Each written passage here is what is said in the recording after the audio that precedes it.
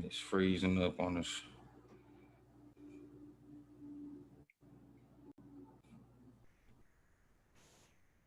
Ain't it funny how when something is supposed to be ready, it freezes up. So, hey, if welcome everybody to Book Talk Live. Y'all know what time it is. It is a little bit after 3 o'clock Central Standard Time. So, for those of you who are tuning in with us live, we definitely appreciate you.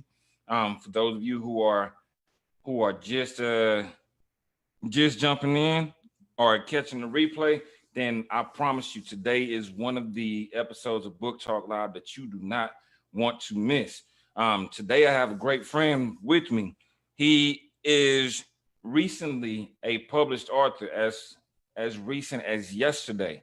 Multiple time best-selling author already, multiple categories. He's already number one, leading the way as he jumped out the gates. Very very big, but even before that, he's made some major moves and is still doing some major things outside of book writing. So I want to introduce y'all to Mr. Reggie Rusk. How you doing today, brother? I'm doing good. How you doing? I'm still riding that wave and that high from yesterday, but I'm doing really good. There you go. Hey, I'm right there with you, man. I was there to witness the event and saw how powerful it was. A lot of people didn't necessarily get a chance to. A lot of people were present, and it was for it to be a virtual launch. That was beyond powerful, man. So let's jump into you. Tell the people a little bit more about you, who you are, where you from, your background, and what you do. All right, I grew up in Texas City, Texas. Was fortunate enough to play college football at the University of Kentucky. Was then fortunate enough to be drafted in 1996 by the Tampa Bay Buccaneers. Got a chance to play 6 years in the NFL with three different teams: Tampa Bay Buccaneers, Seattle Seahawks, and the San Diego Chargers. After being injured, I was forced to figure out what my next life move was. And I've always been into entrepreneurship. So I started my own business, and then I got into, I did that for a little while, was a limousine service. And then I got into the sports business. I think that was an easy transition for me, getting into, the sports arena, just because that's what I've been doing since I was 9 years old. And so ever since then, I've been working with kids. I was one of those kids that could have easily slipped through the cracks and not got an opportunity, being that I had zero scholarship offers at the end of my senior year and forced me to go to junior college to start. So I made it a mission to help as many kids as I could get that opportunity and have a chance to go to college and do it for free, go to college for free with no debt after they're done by earning a scholarship.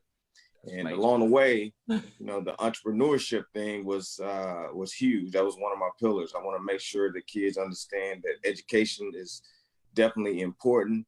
Entrepreneurship, branding themselves with the character and community service. So I've been doing that for the past 15 years or so. And now just making another transition in life. There you go, man. That's huge. That is huge. I mean, from not being recruited to going to college, on a full athletic scholarship, and like you said, for free 99. Because I know a lot of us made we went, but not necessarily walked away debt free. Yeah. And then took it to the NFL, three teams, 6 years. So you outlasted the average and have a heart for kids. So came back and started teaching them how to do the exact same thing. right? At least get them to college, get that education. Now, I know that most people don't notice, but when you say you help kids, um, you want to put a few numbers on it to let people know the magnitude of the impact that you've already had and are going to continue to have as the years go on?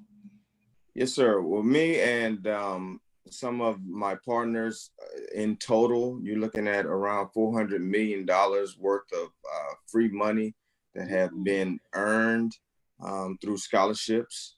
I have a network of like-minded individuals that I am partnered with as far as coaches that have the same mindset as myself.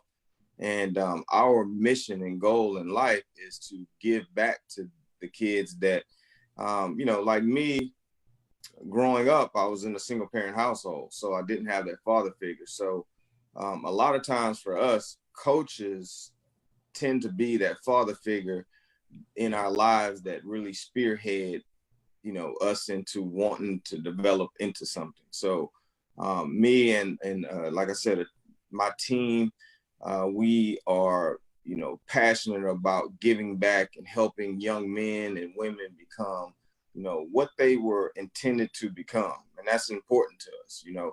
Um, if those men wouldn't come into my life when they did, who knows? I know I probably would have been successful, but maybe not in the arena that I was successful in. So, God works His miracles, and He gave me the opportunity. He gave me the platform to play in the NFL. I didn't make millions of dollars, but I think He gave me the platform, and that was my calling, Yeah. because when people see that you play in the NFL, you have a little bit of credibility behind you. So people are willing to listen. And I have that platform, and I took that opportunity to use it and make sure that, I'm going to help as many kids as I can. And it's a blueprint. I really believe that it's a blueprint, and all of them won't make it to the NFL, and that's fine. But all of them can be successful. All of them can, one day own their own business, There you go. be top selling authors. I'm living proof of it. So There you it can go. happen. Hey, and like you said, that you have the blueprint, so you're giving them um, one of the things that is missing for most kids, and that's the exposure, right? That exposure piece is huge because a lot of people come back and they say, well, I'm gonna do this for kids, and then you look and you dig deeper, and you actually start to see, wait a minute, you're not doing this for the kids, you're doing it for those behind the scenes things that are happening. But I know just from being around you that you have that definite passion for kids. So tell us a little bit about your book, because I know people want to know, what's going on. He's an author. He's been in the NFL. He's helping kids. And in case people missed it, the number that he said was 400 million, which means that's a lot of money that these kids have been able to gather. So we definitely want to help more kids. So if anybody is watching and they're in administration, they're in different ISDs, they're teachers, they need to connect some of these student athletes. This is your guy that has the blueprint. So let's talk about the book, the recruiting playbook. The Definitely. recruiting playbook. The reason why I wrote the book is, like I discussed previously, over the years of me working with a lot of kids, I've seen so many adults take advantage of families, take advantage of kids, and it happens all the time. And my heart is not at that place where I can stand by and watch people consistently take advantage of other people. And you have these vultures out there. It's all about them. It's all about what they can do and what they've done. So, all these years I've been helping kids, and it's been, a lot of it is mentoring, a lot of Mhm. mentoring and getting souls that come in that have issues that are going on, and they are able to confide in me when they probably sometimes couldn't even confide in their parents or their coaches at school. So that just turned me on. And over the years, I've just learned how to piece things together. And I put all of that into the book. And it came from a place of seeing families be manipulated, kids being manipulated by grown-ups. So I wanted to write the book and give these strategies and these key points that any kid, any family could read it and say, wow, I can use these strategies and market myself to colleges, and it's not really costing me much of anything. Some of these companies, man, they charge upwards to $3,000-$4,000 a year. Yep. And all they're doing is putting your name on a website. And, I just feel like that's, it's so distasteful, but that's the society that we live in. So my job, I felt like, was to make it available that families could read this book, get these strategies, and apply them. Now, that's the key thing. That's the key word to it all. Apply. I can write down things, and I've had that. I've told people different things, and they just didn't apply it, and that's on them. But if the information is brought to you and you don't apply it, that's definitely going to be on you. So that's what I did with the book. I just, it's been a long time coming because, I'm not an author. Well, I guess I am an author now. You're an author now, yeah. Going forward, I wasn't. It was just an idea. It was just a goal of mine to write a book. And I was told to, writing really is therapy for you. So I started just writing as a therapy mechanism. And man, it just once I showed different people, they were like, wow, this is actually pretty good. I think you can help a lot of people with this. So that's how it came about, and I call it the recruiting playbook. We all play sports, and there's always a playbook, and the playbook is what makes you successful in that game. If you follow the playbook, 9 times out of 10, you're going to be successful. So that's why I call it the recruiting playbook, because if anyone reads it, they're going to be able to take some things out of it and apply and be seen. And that's all we need, is that one opportunity. Exactly. I gotta make a correction though, because you say anybody can play sports. No, I laugh when I share my story. I'm 6'7", played basketball in high school, but see, there were like, here's the coaches is right here. There's all the players. There's the water boy right here, and I was like somewhere down there.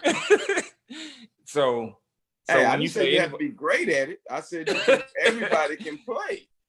You know what I mean? Like, that's the reality of it. But, the one thing that I feel about sports is sports brings people from different backgrounds together. What other, where can you go and sit in a stadium and cheer and high five a person that you don't know? It doesn't matter what color they are. It doesn't matter what race, what ethnic background they're from. You're supporting your team, right? So, that's what I love about sports, and that's why I wanted to stay around it, because, it just makes you feel good, and you don't see color or none of that stuff. So. Exactly. There's a lot of brotherhoods that are formed, brotherhoods and sisterhoods that are formed on the court, on the field, on the track, whatever it is. Just that sports camaraderie gives people, gives kids especially, a different level of discipline that they wouldn't normally have if they weren't involved in some type of sports. Because some of these kids are like, they're good on the keyboard, they're good on their phones, they're good with video games, but they never get into anything else until they find sports. And then all of a sudden it's like this kid is now a social butterfly. They got friends from every background, every part of the neighborhood, every part of the community. And just like you said, it's not about race, it's not about color, it's not about creed and nationality, it's not even about economic status, because you'll have kids who normally would have never met that are now brothers in arms or sisters in arms because they're connected through this sport that they're a part of, right? Um, Definitely, so definitely. so when you say any kid, so is this playbook just for like juniors and seniors because that's usually the time that people are starting to get recruited, right? Not for me. Over the years, I've noticed that recruiting starts in around the seventh, eighth grade. Mm-hmm. You have to start the process, and Yeah. and it's just like I always make the analogy to my kids about preparing for a test. So when they're training, actual physical training, um, that's preparing for the test. The test is game day, right? Yeah. So when you're talking about recruiting, starts early. The earlier you start, the more knowledge you're going to gain throughout that process, and you're going to be able to be better prepared for when your junior year comes. There you If go. you wait till your junior year, I've seen it time and time again. These kids sit back, they wait, and they wait for their coaches to put them out there. It does not work like that. It's easy for me to have a 4-star, 5-star athlete and promote them because Mm-hmm. reality tells us that that kid is going to be recruited, highly recruited anyway. Yeah. I don't even want those. I'm going to work with them, of course, but I want the kid that no one thought, because I There was you that go. guy. There you I go. was that guy, right? No one thought, but my heart was bigger than I don't. It was, you got 6'4", 6'5" guys on the field. My heart was bigger than theirs. And when I crossed that line, I was a totally different person. And I want to make sure the kids understand that. Don't let your size, your speed, your height, your strength. Don't let any of those be You got to throw a height in there again. crutch, huh? You got to Can't throw let height in them there again. enhance, huh? I said you got to throw height in there again. Oh Really? yeah. Hey, but I mean, reality tells us, like, if a kid's 6'5", guess what he's gonna do? He Wow. thinks he thinks that everybody wants him because he's 6'5". Mm-hmm. If you're 5'9", 5'10", the kid, most of them think that no one wants them because they're not tall enough. If you Yeah. erase that out of the mindset, hey, it's about how much work you put in, where you want to be, and how much work you're going to put in. At the end of the day, that's what it all is about. And I always give them examples. Muggsy Bowles, 5'8". 5'5". Spud Webb, 5'7". You think about Spud Webb winning the NBA dunk contest. If he would have listened to most of the naysayers telling him, man, you're too short. You never make the NBA. Not only Mm-hmm. did he make it to the NBA, he won the dunk contest. That's Yep. incredible, right? Like, someone that short, and I'm sure that people told him that he would never make it. Because he was too small. So he was Yeah. too small. So I always give them examples of people who were probably told that they would never make it. And it's up to you and your mindset and your work ethic. That's what's going to push you forward. I never thought I would be a business owner, a NFL player. Those are lofty, lofty goals. But if your mindset tells you can do whatever it is that you want to, you're too stupid on that front to know that you can't make it, right? Mm-hmm. I didn't know I couldn't make it. I know there were lofty goals. I didn't say that I was gonna end up doing those things, but that was my goal to accomplish those things. So I think when you set those goals and you set your mind up, you can do and become whatever you want. Yeah, exactly. And I think for most people as they're listening, they're like, well, he's only talking about the athletic side of it, right? And here's the part that I don't want people to miss, because the recruiting process is not just about the athletic side of it, because there's some super duper athletic kids or super duper athletes that don't go where they could have, because they didn't have this. They weren't using this. It was like I'm gonna do it because I got the athletic ability. Let's talk about the other side of what you share when it comes down to the recruiting playbook, the mental side of it. Like, what are some of the things that you break down for them in there? I mean, just like what you just mentioned, that is a huge. When I say educational literacy, it's not just talking about education in a book. Yeah. It's talking about the 90% of this and the 10% of the physical. Mm-hmm. And I always break that down, and I try to break it down in the lamest term that I can. Yeah. I can find an athlete on virtually every corner of every major city, right? Great athletes. I've seen guys that can get out of their car, 360 windmill with jeans on and church shoes on. Mm-hmm. Those guys didn't make it because the mental aspect, when you're not out and you're supposed to be in your room at a certain time, that's holding yourself accountable, right? Those are the factors that why people make it. It's not always about your athletic ability. And that's what, one of the major things that we try to make sure that we stress with student athletes. Don't let it be all about your athletic ability, because I've seen a lot of guys. You think about injury. Like, I was injured, and I remember my coaches always telling me, play every play like it's your last play. We hear it. Yeah. We hear it all the time. But when it happens, you're like, I was prepared for it. You know what I mean? I wasn't ready for it, but hey, I played every play hard. So when someone tells you that, if that's your mindset, you're going to be ready. Like, if you get injured, I've done all that I can do, and I can't play anymore. But now what? Now what? What do I do now? That's where the mental aspect comes in. For me, I was injured, couldn't play anymore. I started a business right then. Mm-hmm. No business experience, so it is about mindset. It's about your mentality.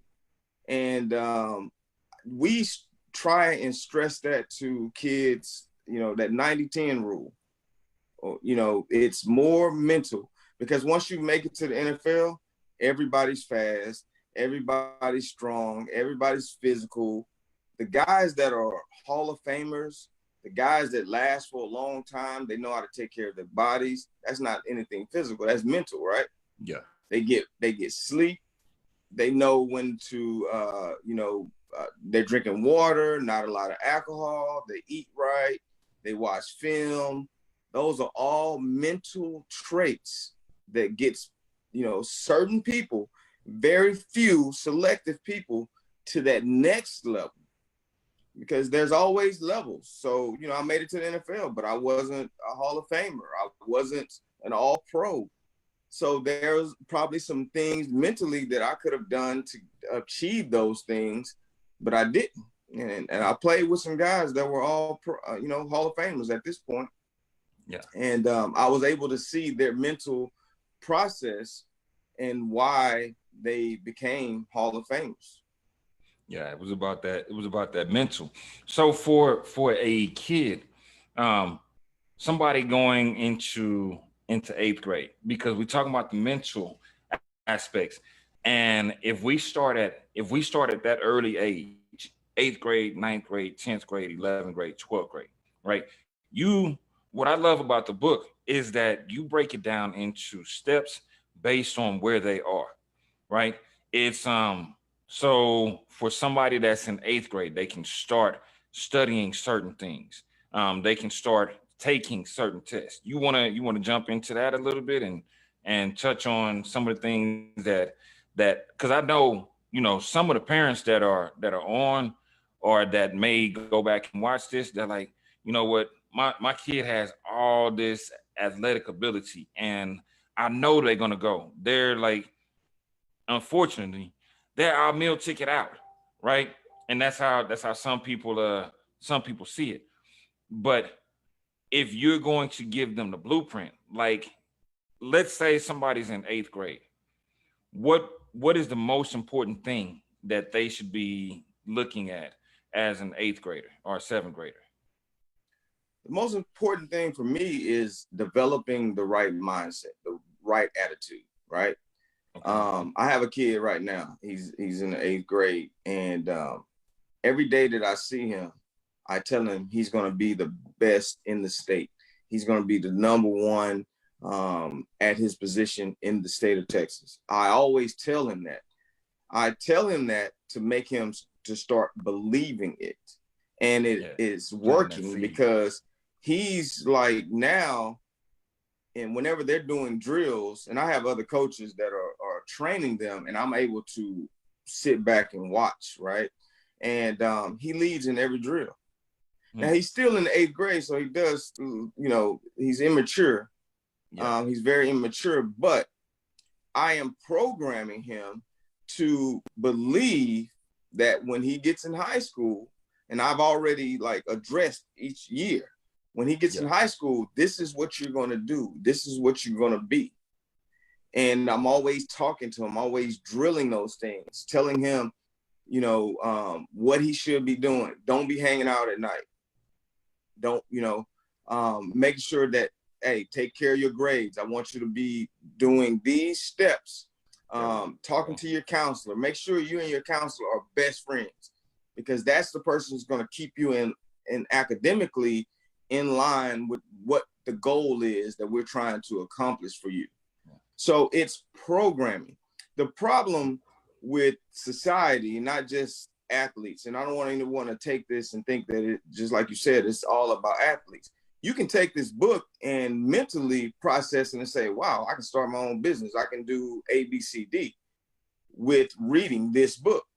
There you go. And that's how I feel about it. So instead of programming them based off what they hear on TV and music, because music to me, when people can say it, it doesn't affect you, it does affect you.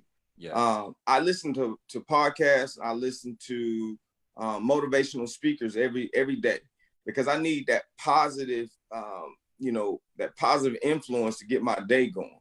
So then when I'm working with kids, I want to give them that positive to program them in a positive way to think. Their minds. Yeah. Training their minds. So that kid, the more I program him, when he gets into high school, he's going to say, man, I'm going to be the number one, that, because that's all he's going to know. Yeah. So you can definitely program your kids to think that. And I think a bigger issue is, and I don't want to come at coaches, don't get me wrong, but some people just, for me to build a winning organization, people have to buy in. And from my personal experience, when you believe that coach cares about you, those organizations, those teams, they usually win. Yeah. Because those kids are out there doing it for the coach. But in reality, they're helping themselves. They're helping their own case, but they don't know that, because they're programmed to think, man, we got to win this for coach. We got to do this for him. I'm going to run through that wall for him. But, that's how you form and build a community, is that belief system and that culture. You building that culture. And that's what we've always tried to do, is build that culture to where kids don't see their limitations. I didn't see that I was 5'10". Man, you couldn't tell me that I wasn't 6'5" when I stepped on the football field. But that was my belief.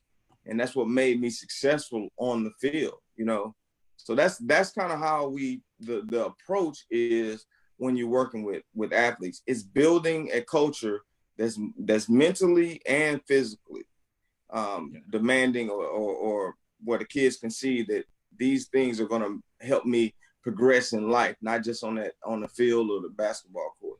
Set those expectations. And you touched on something that's major. You said for coaches, it's not all about them. And there's a quote that I love. I forget the author of the quote, but it says, people don't care how much you know until they know how much you care. Right. And that's how so many kids are, because you can have a doctorate degree, you can have, all the information in the world on a particular subject. But if you walk into that room with this, I'm so and so, that kid is gonna look at you and say, you just like everybody else. But when you walk in there and you put that kid first, then instantly you get a different result, because they bought into you, which allows them to buy into the program and the process, right?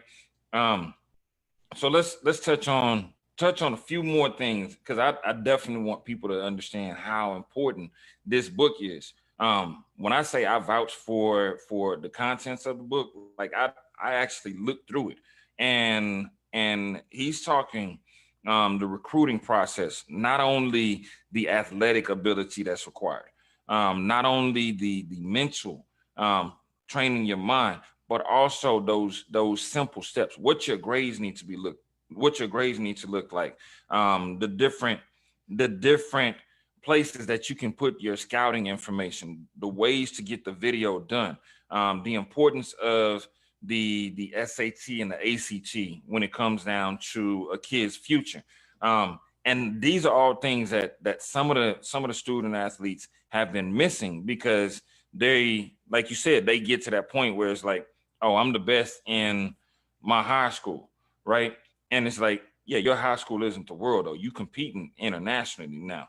We're no longer in the times where a coach can show up to a game and it's like, oh, I like the way that kid played. Now it's, you have YouTube where kids are, there's the 7-year-old kid, his dad's been training him, and he's out there doing footwork drills. He's out there moving the pads. He's out there pushing the tires. And that's the thing that's getting some of these kids noticed. And so you put all that, how to develop those step by step into the process. So um, I definitely want to urge any parent um, that has that kid that has those athletic ambitions to go and check out the book. Um, right now, it is on Amazon, but something that I know that you're doing for people is, I want to say, didn't you say yesterday that within the next few days, anybody that purchases the book directly from you outside of Amazon also gets a discount and an autographed copy with that? Yeah, definitely. I want to be able to. I want to share my success with others, and I feel like that. That's the least that I could do if somebody's supporting what I'm doing. That I would definitely sign, hand, autograph each copy that is purchased. I've always been about other people and not about myself. It's definitely about giving back and showing the love and support that other people have for you and giving that back out. So for me, it's always been about that. I want these kids, and just like you saw yesterday on the call, you have people that speak very highly of you because and I'm not doing it for that, but that's what happens. And Yeah. I've always wanted to be that beacon of hope for other people, because I'm gonna be honest, like when I was in high school, I didn't have that. Yeah. I don't remember people coming back and being positive and telling us that we can become whatever we wanted to be. We could go to college and be successful. So I made a commitment my first year in college. I made a commitment that I was going to be the guy that came back and tried to pull as many with me as I possibly can. And I haven't deviated from That bridge that builder. goal, you know. And I remember going and speaking at my first high school when I was when I was a freshman, you know, and I just wanted to be that guy. I just wanted to be that guy that I look at it like this: you can live eternally when you bless a lot of people, because you will always be on the hearts and minds of all of those people that you've helped along the way. Yeah. they won't go a day without thinking about you because you've helped them in such a manner. And that's how I feel about the couple people who I feel like just always been there for me. And they will live eternally in my heart and in my mind. So I want to be able to be that blessing for other people. Yes, sir. That's powerful, man. I think it's something in the water because we were born in the same county that G-Co. Yes, sir. I was born on that island. So I think it's something in that water. And what you mentioned is so powerful, man, because like for me, I see a lot of people that they have these accolades and it's like I did this, I did that. And for me it was I grew up watching somebody, my sister, who did all those things that you're talking about. And so she set that example for me to where I said, you know what, there are no limits. My sister was 5'7". She wore Coke bottle glasses. She was awkward when she ran, but she blew everybody out on that track after suffering the pain of going through it.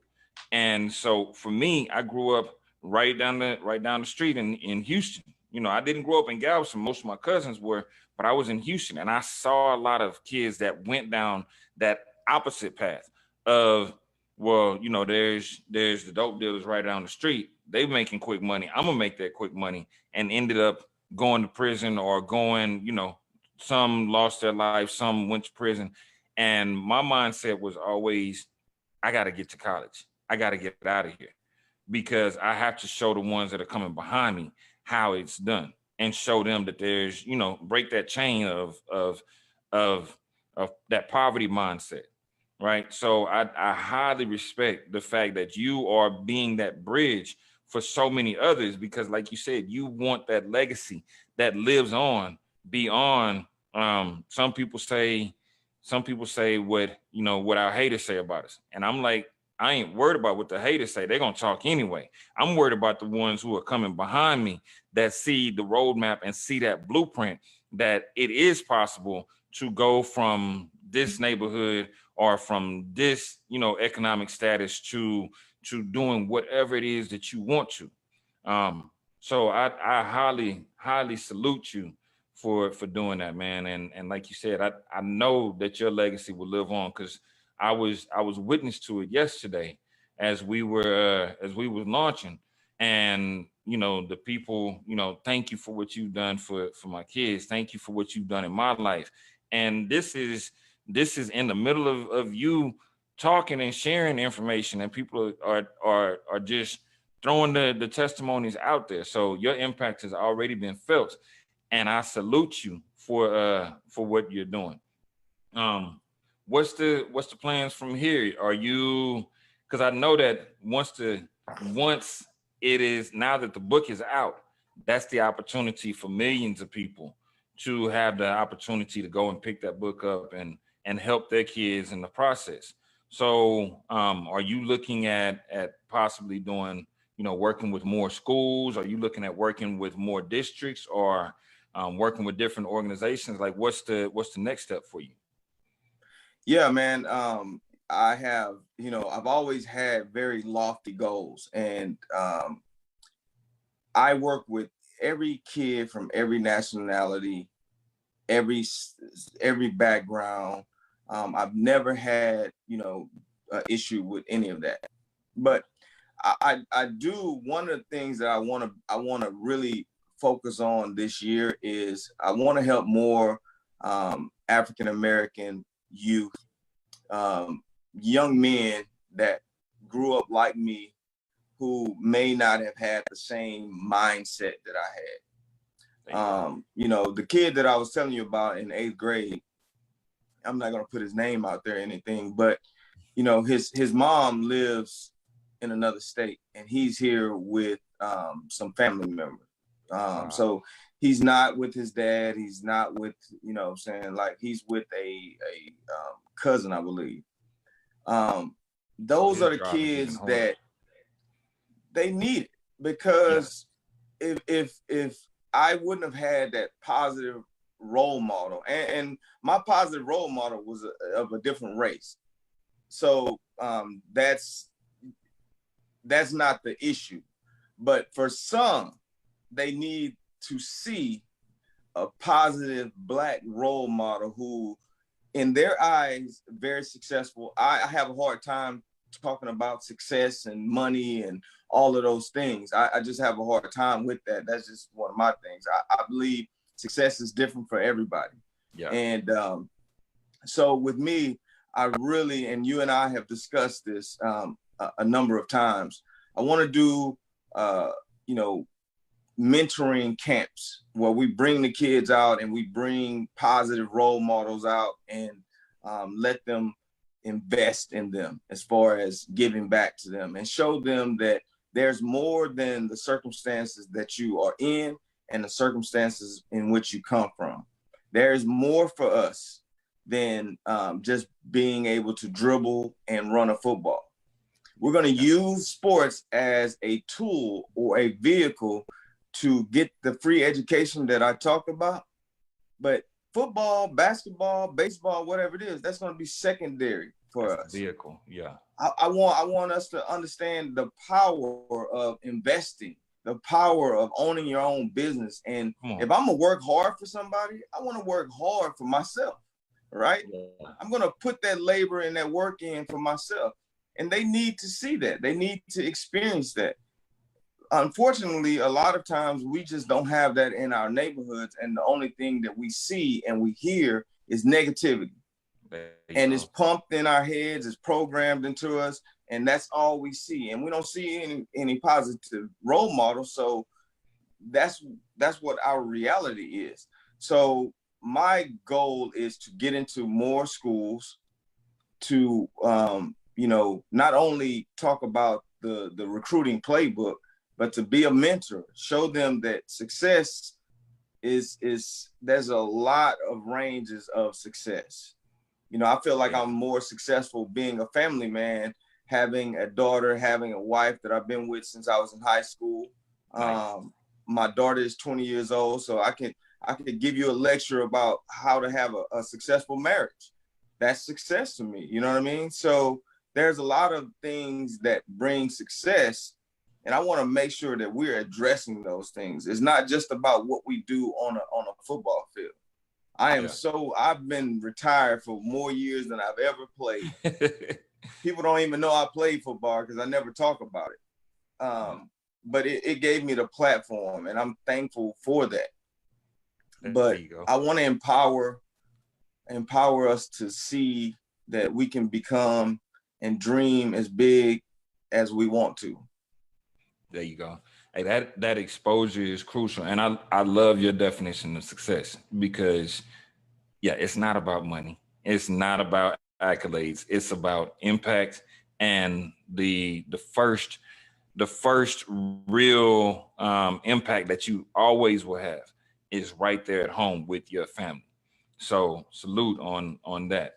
And so what I would love for people to do is, if y'all are connected to districts, if y'all are connected to schools that have, those young African-American men and women, that have those young Latino men and women, that have those young Caucasian men and women, that have those young, even Asians, just because they are making those grades. Some of them have some ambitions to become athletes as well. So if you know schools that are working with kids, you hear it. You can hear the passion in his voice, in his demeanor.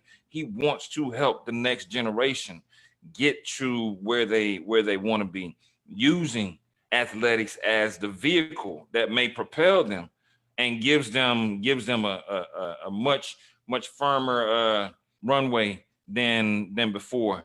But definitely, if you are connected to these districts, you're connected to these schools, reach out and connect. Leave the comments in this chat and we'll get with them. And it looks like we're at about 50 minutes. It just feel like we've been talking for about 5 minutes, right? Right. And when you're passionate about something, man, it's just like, it just goes, it just flows. And you and I have spent many times on the phone and talking about, you know, both of our goals together, and your goals for yourself and my goals for myself, man. So my main thing was to always be around positive people that I can learn from. And since meeting you, I've learned some things. And I'm not that type of guy that's gonna, you know, think I'm bigger and better and whatever the case may be, like some people do. If I can learn from you, I don't ever want to be the smartest guy in the room. There you go. If I can learn from you, I'm going to learn whatever it is that I can learn, and I'm going to sit there and be a student. And when it's time for me to be a leader, I can be a leader. But I want to be a student sometime too. I want to learn because I don't know everything. And with us together, we're going to be able to impact more people, more lives. And I always talk to my daughter, I talk to kids that we work with about legacy. Now, in the sports realm, I've left a legacy because you know, at my high school, I was, you know, I've done a lot of great things athletically. In my colleges, every college, I've left a legacy. But the biggest impact is just like we talked about on that call, where I'm being invited to weddings of kids that I've, you know, trained. Talk about it. They're calling me and we're having lunch, and they're telling me about, you know, what they're doing in their lives and their careers. And that's legacy. That's something that will live forever. You always impacted these people. And with like-minded people, now we can expand that and we can reach out and affect more people in a positive way. And that's when you talk about leaving your legacy. Martin Luther King died a long time ago, but his legacy lives on forever, for generation after generation. That's the impact that I'm talking about. Exactly. Man, one of the guests on the, or not guests, one of the viewers is asking about have you worked with children in foster care? She says she was raised in the foster care system, and that's an avenue that is definitely needed. Also, boys and girls clubs. When I played, I did a lot of stuff with the United Way, and we just actually, with my organization, we partnered with a foster care around in our area. Now I haven't gotten a chance to work with them a lot because of COVID, but we did partner with the foster care, and we had planned to do some things with them. But yeah, I mean, you know, the impact and the reach is, I don't care where, you know, I've heard a lot about foster children from our partner, and it's horrible how some of these kids are treated. And it's horrible how the system will place kids in a family that are known to, you know, not treat the kids how they should be treated. It's just horrible, you know. And whatever I can do, and whatever my team can do, because I'm surrounded by some winners, you know. And I you know, Sugar Ray is a winner. My man Nolan Davis, definitely a winner. And the thing about all of us that's legitimate, we care about other people, you know, each one of us, you know. And that's the key to our relationships and our friendships, is like we all really genuinely care about helping other people. Exactly, man. Well, listen, it is about that time. I want to do two things. One, let the people know how they can follow your organization so that they can connect with you, and get more information about what you're doing in the community, what you're doing with the youth, and then we're gonna share how they can get your book, the recruiting playbook, and also how they can purchase that book and get that autograph copy. Because if y'all waiting on I don't know, 2-3 months from now, that book is probably going to be platinum bestseller in all categories. We're gonna be So working on that. Trust me. yeah, You know, honestly, you know, if there's someone out there that's listening, that has, you know, there's a lot of people that financially they have more money than they know what to do with, and they need a cause to put their money into. I'm talking to those people, and everybody. I'm talking to everybody, but those people that have the resources. I want to create something, and I ain't gonna put it all on the yeah, live we right talked now, about it a but little bit. I want to create something that I think is going to be very beneficial to a lot of kids, And my organization is a 501c3, so that is definitely tax deductible for whoever that wants to invest in it. But I want to make those partnerships with those people who have the resources to do so. And the thing that I'm thinking about and planning is very big. It's going to help a lot of kids. And whoever is wanting to be a part of that, that's going to be a legacy that you leave as well. You know, and I know there's people out there listening. But if anyone wants to get in contact with us, the website is thestudentathlete.org. You can go there and read up and see, you know, what we have going on, and then we can share the link for the hard copy of the book, which you would probably get in about a month, and I'll hand sign autograph those. But right now the ebook is on Amazon, and hey, keep buying it. I definitely appreciate it. You're not going wrong if you do purchase it. Yeah, it's already a bestseller in multiple categories. Wait a minute, let me correct that. Number one bestseller in multiple categories. Launched at number one, and I added the website into the live video, and we'll actually leave a link for those people who want a physical copy of the book. What I'll actually do is I want to do a gift. So there's a few people that are on here. It looks like there's about 13 people that are watching live with us, more that'll catch the replay, etc.